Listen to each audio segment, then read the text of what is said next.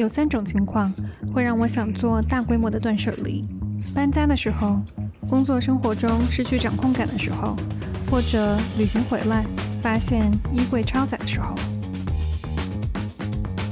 我发现我的衣橱已经完全饱和，连一个多余的衣架都没有了。不过没关系，我要请我的老朋友近藤麻里惠出场，帮我一起断舍离。趁着正好要过新年，处理掉一些已经不再令我心动的衣物，和我的新衣服、我的衣橱一起齐齐整整准备过蛇年。高效的整理法只需要4步：准备、筛选、收纳跟处理。说干就干，开始准备战场。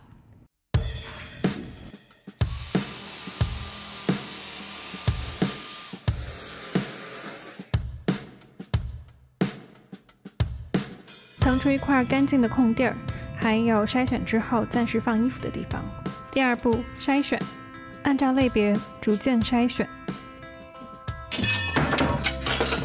上衣是衣架最紧缺的一个类别，就从它开始。限时30分钟，拒绝思前想后、过度分析。筛选的标准只有一样，拿起它的时候，我是否开心？这个阶段不要上身试穿，必须仅靠直觉。上衣统一用这种粉色衣架来挂，衣架的数量就是我能拥有的上衣数目的上限。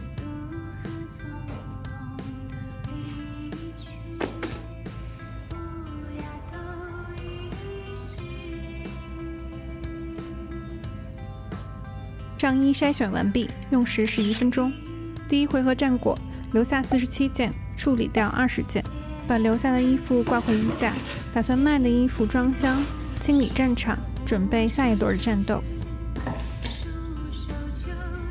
第2回合是裤子，还是同样的方法，把所有的裤子放成一堆，逐渐筛选。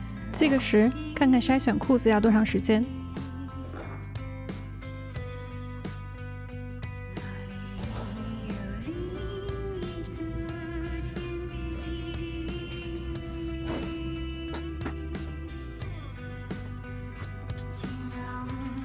筛选完毕，用时3分19秒。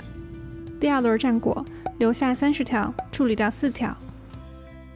这条在试穿的时候我已经觉得有点紧了，但当时我告诉自己是因为节庆时期我比较胖，理想很骨感，现实很丰满。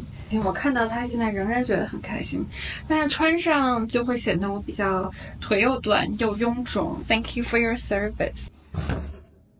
第3回合。半身裙，半身裙可能是所有类别里我最爱买但最少穿的一种。上次整理之后给他们买了特别的衣架，所以衣架的上限也是我能拥有的上限。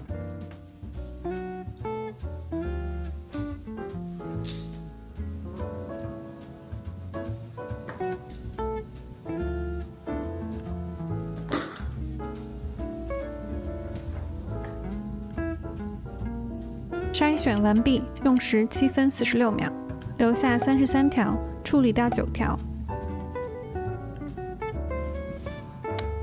第4回合长裙，长裙也是我特别爱买，但是很少想得起来穿的一个类别。每次看到这堆长裙，我都觉得我是不是对自己有什么误解？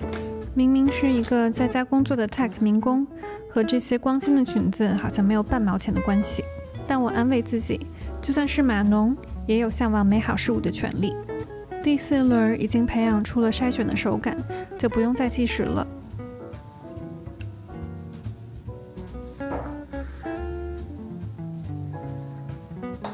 这一轮的战果，留下51条，处理掉8条。OK， 说实话，现在我已经有点累了，加油！第5回合毛衣跟卫衣。不知道是不是因为从旧金山搬到了4季分明的西雅图，这2年越来越爱买毛衣。毛衣很厚重，不适合挂在衣架上，会被扯长，所以把它们储在抽屉里，但是要小心被虫咬。这轮战果，留下24件，跟3件说拜拜。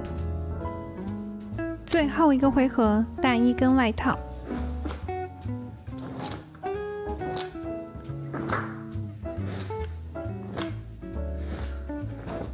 虽然数量不算最多，但肯定是最占地方的品类，也是整理起来最耗体力的一个品类。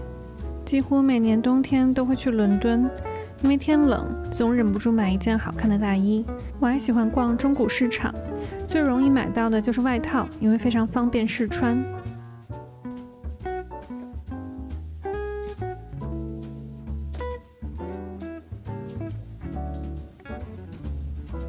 第6回合战果，留下36件，跟8件分手。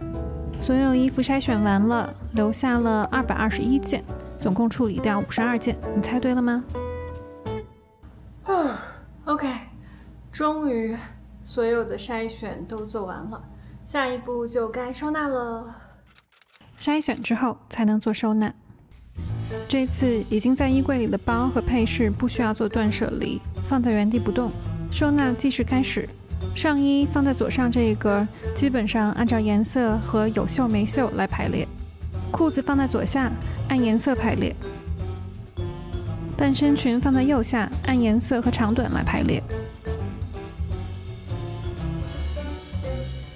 长裙和外套在对面，长裙基本按照颜色收纳，浅色在外面，深色在里面。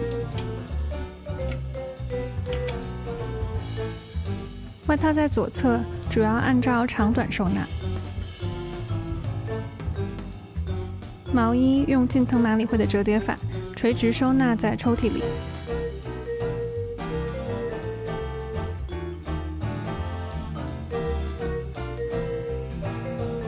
放上一些薰衣草香包，听说可以防虫，记得要给它们一些呼吸的空间。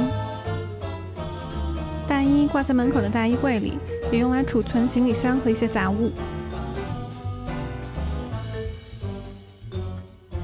全部收纳完成了，总共用时1小时09分。第4步，处理不再需要的衣物。把要卖的衣服打包。我以前会自己挂到网上卖，但需要拍照、填尺寸，实在太浪费时间了。现在我用一个叫做 ThreadUp 的平台，把所有的东西打包寄给他们。平台会负责拍照、定价、开卖，当然它也会扣掉大部分卖的钱。卖不掉的可以寄回给我，或者帮我捐赠。虽然收益可能比自己挂少很多，但实在很省事儿。把衣服寄走的时候，身上真的有种如释重负的感觉。我觉得每次整理放下的不仅是不再穿的衣服，也是对过去自己的一些执念。在蛇年，希望能多放下一些负担和负能量，轻装前行。人生中有那么多不可控，但起码我可以掌控我自己这一点空间。如果已经看到这儿，那有更多关于整理和收纳的技巧可以戳这里。祝大家新年快乐，开工大吉！